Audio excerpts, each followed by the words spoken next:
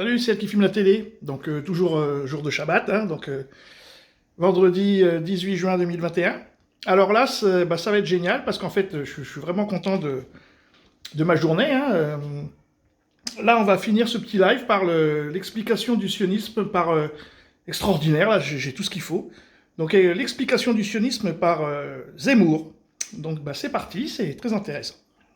Soit extrêmement ferme, quel que soit le dirigeant à sa tête. Israël est-il intrinsèquement un pays de droite, voire d'extrême droite? Alors là, d'abord, il faut relativiser, c'est-à-dire qu'il y a eu des politiques différentes, sans revenir à Ben Gurion qui avait rendu les territoires conquis après 56 et qui avait critiqué le fait que Israël ne les rende pas après la guerre de 67. Il y a eu la politique de Rabin qui a tenté un accord de paix avec Yasser Arafat, vous vous souvenez, la poignée de main devant Clinton, etc. etc. Mais le problème, c'est que Rabin a été assassiné.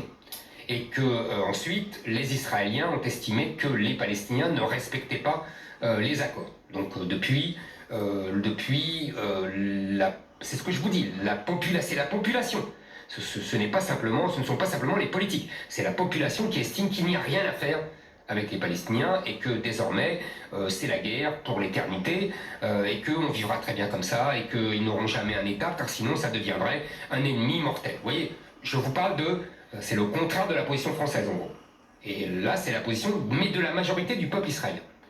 Donc vous pourrez dire effectivement il est à droite. Mais en fait, je pense que c'est beaucoup plus profond que ça. Si vous me permettez, hein, si j'ai 2-3 minutes, parce qu'Israël est un... Même cas. Même cas. Bon, Israël est un cas assez intéressant comment dire D'analyser, oui. Oui, pour une analyse historique.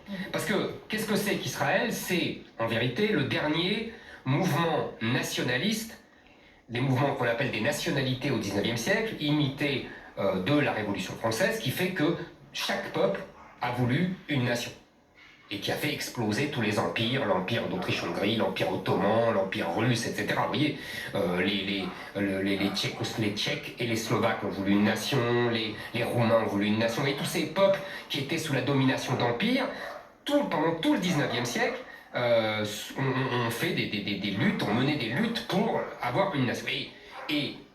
Israël, le sionisme, c'est le dernier mouvement nationalitaire dans cette continuité historique de tout le 19e siècle.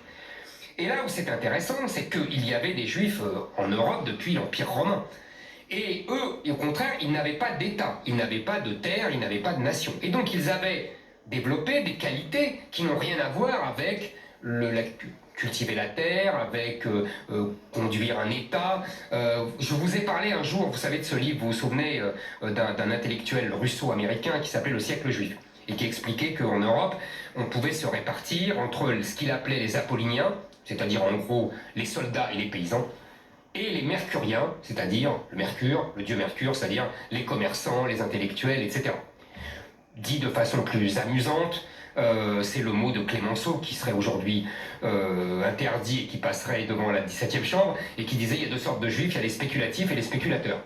Vous voyez, c'est la même chose, mais dit de façon drôle et de façon moqueuse. Le sionisme, il faut bien comprendre ça, c'est l'exact contraire de cette image qu'avaient les juifs en Europe.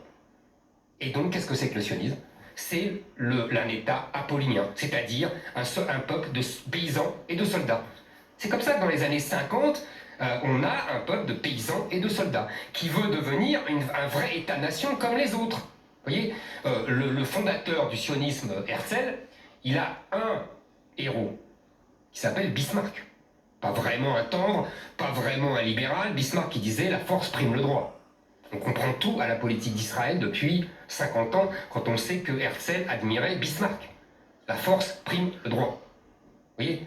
Et le paradoxe d'Israël, c'est que c'est un pays en vérité qui se considère, qui se veut souverain comme au 19e siècle, dans un monde post-national, post-souverain, vous voyez, en Europe en particulier, hein, je parle de l'Europe évidemment. Et donc les Européens ne comprennent plus cette histoire, puisque ça leur ramène à leur histoire du 19e siècle qu'ils rejettent, qu'ils renient, parce que ça a donné les deux guerres mondiales, etc.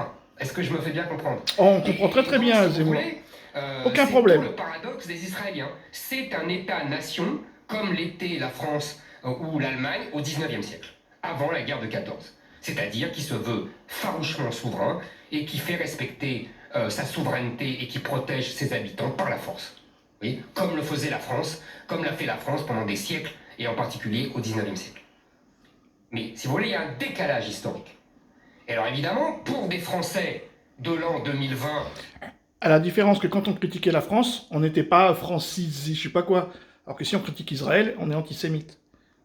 les bobos du 11e arrondissement, vous avez tout à fait raison, Israël est un État d'extrême droite. Pour un type de gauche du 19e siècle, Israël serait un État normal. Est-ce que, vous voyez... je comprends très bien. C'est toujours intéressant de voir les décalages historiques. C'est dans ce décalage historique qu'on comprend les incompréhensions. En plus, par ailleurs, il y a, et c'est la dernière chose d'après moi, c'est-à-dire que Israël est passé d'une guerre classique entre États, c'est-à-dire les 4 guerres contre les États arabes, l'Égypte, vous voyez, la Syrie, la Jordanie, que tout le monde peut comprendre, une guerre la mascarade, quoi. Entre États, hein, à une guerre dite asymétrique, puisque les Palestiniens n'ont pas d'État, n'ont pas de véritable armée à mettre en face, et donc c'est une guerre asymétrique. Et on va parler tout à l'heure, j'imagine, de l'intervention française au Mali. Vous voyez, c'est exactement la même chose. Les États-Unis en Afghanistan, c'est-à-dire que c'est des guerres qu'on gagne militairement, mais qu'on ne gagne jamais politiquement. Vous voyez, et tout ça, comment vous dire, enchâssé dans une guerre de civilisation, pour parler...